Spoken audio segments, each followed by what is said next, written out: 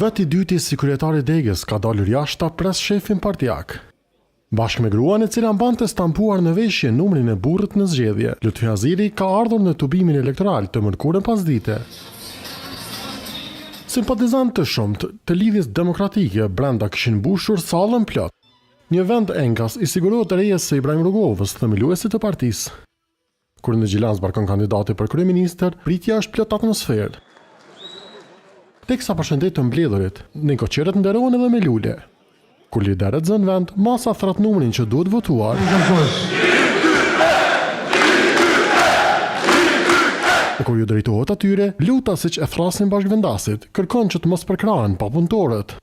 LDK-ja me Lugler Abdixhikun kryeministër nuk merr pjesë në garën e matkeqit, nuk merr pjesë në garën e fshymës, nuk merr pjesë në denigrim, por ai sjell në Gjilan sonte shpresën.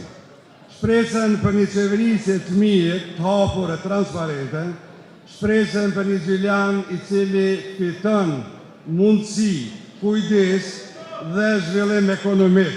Ky të japet besimi LDK-s e partnerëve të koalicionit.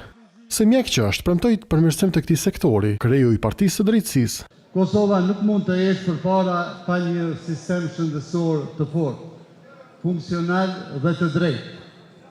Jemi të vendosur të reformojmë atë në themel, duke transformuar shërbimin spitalor, klinik, universal të Kosovës në ndërmarrje publike të nivelit qendror të menaxhuar nga ekipet profesionale menaxheriale. Nga masa, temperaturat u ngriten.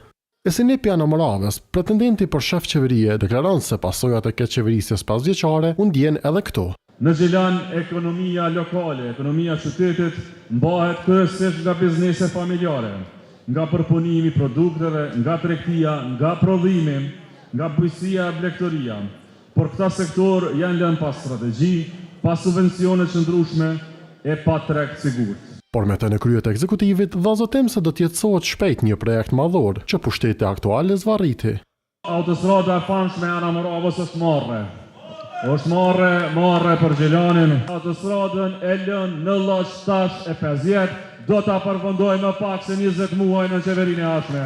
Me prioritet absolut. Për krejt këto, por edhe përmirësim të jetës së gjilanazëve, Abdixhiku kërkoi që të votohet të dielën LDK, pasi sipas tij, veç ky subjekt i sjell shpresë vendit.